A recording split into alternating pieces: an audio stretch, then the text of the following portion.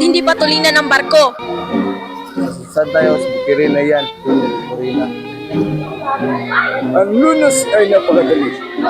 Mahukay ng ilog sa Maynila at tabunan ng ilog Pasig. Sa palukalang ito, may perang mahuhukay.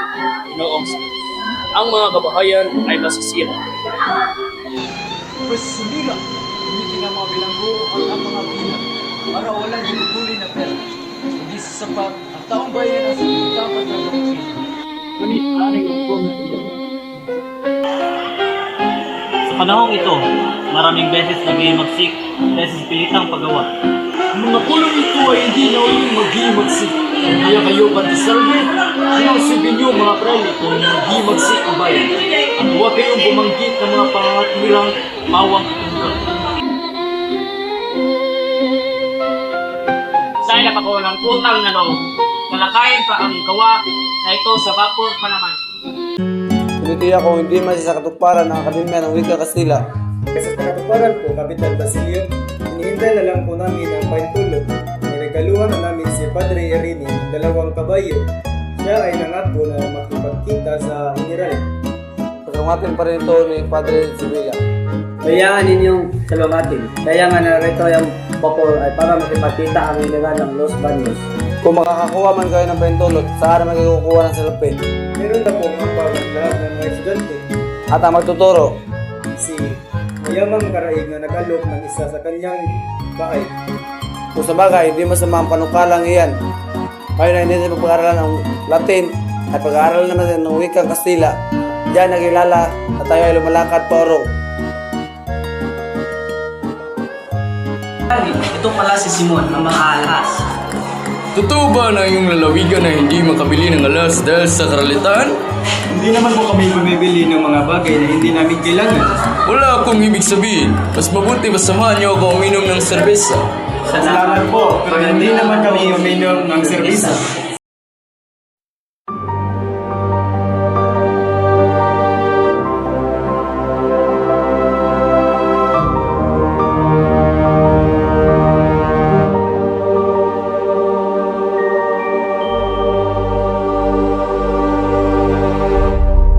Sa ang dako ng lawa, namatay ang nangangalang Ibarra, Navarra.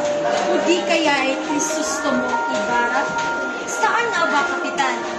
May naiwan kayang bakas sa tubig?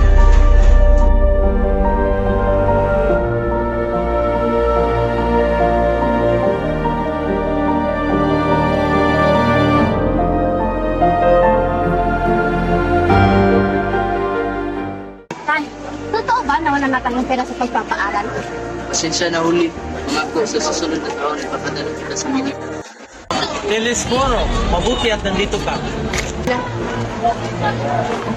Magandang hapon, Padre. Ano ang maaari ko ipaglingkod sa'yo? Kailangan mo bayad ng buwis, 200 piso. Magbayad? Sa sarili kong lupa? Hindi ako magbabayad. Papilitan mo ba ako? Wala kang karapatan dahil sa iyong pagpapabaya. Ay, lalaban ako. Tay, wag! Tay, wag! Huliin ang lalaking iyan. Tay!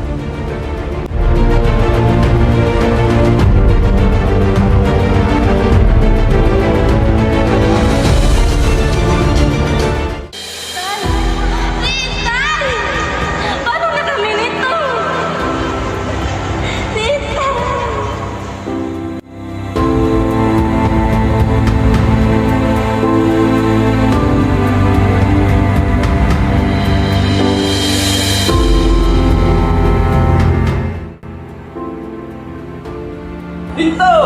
Saan ang iyong sidula? Wala! Bumaba ka!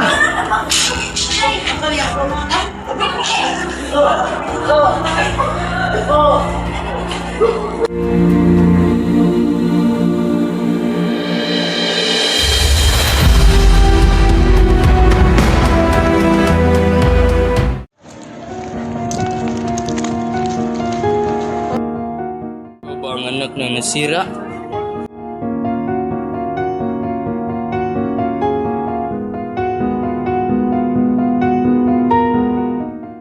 Salamat, Basilio. Senyor, maaari ko ho ba kayong tulungan? na si Simon at Ibarra, isa pala, sabi ng mga praile, ikaw daw po ang tagapayo ng sapilitang pagawa. Anong nangyari sa dating Ibarra na aking hinangaan? Hindi na ako ang dati mong hinangaan. Ginamit ko na ang aking pag-iisip. Ang nais lang namin mga estudyante na pagpalit ng akademya. Ha? Nagbibiro ka ba? Hindi ba tayo sa pagunlad ng bansa ang paggamit ng wikang Kastila? Ikaw ay isang Pilipino. Mag-isip ka. Ang hindi pagmamahal sa sarili wika ay siyang mawasa sa sariling pagkakilanlan. Basilio, isipin niyo nga mabuti ang mga ginagawa niyo.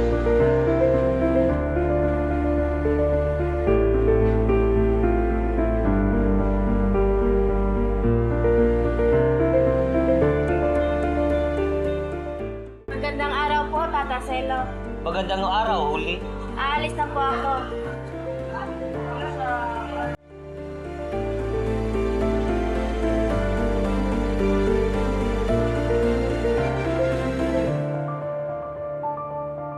Hindi man lang ako binati ng maligayang Pasko ni Uli. Maligayang Pasko po, Tata Selo. Maligayang Pasko po. Tata Selo? Naku po! Napipina si Tandang Selo! Naku! Napipina! Kaawa naman si Tandang Selo. Nag-iisa lang naman din siya. Alam mo ba, Hermana Penchang? Naku! Napipina si Tandang Selo. Madalas ipinatikim sa ating niyang Diyos ang kanyang mga parusa. Sapagkat tayo ay makasalanan, umay kamag-anak tayong nakasasala na dapat natin tinuruan ng kabanalan. Ngunit hindi natin ito ginawa. Akalain mo ang isang dalagang maaari ng mag-asawa ay hindi marunong magdasal? Ay, talaga ba? Magdasal lang ang Ama namin. Hindi man lang huminto sa suma inuunawa ang Ama, kagaya ng lahat ng mga Kristiyanong makadiyos. Sus, Mariosep!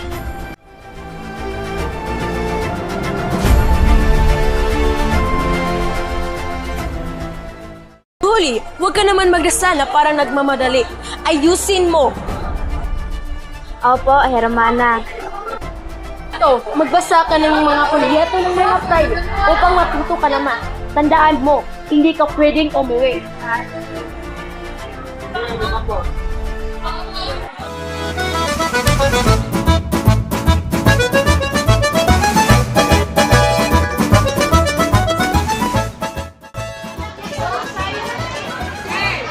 Magandang hapon, Tulismuro. Maaari ko ba akong magdita at ikituloy ng alas sa inyo?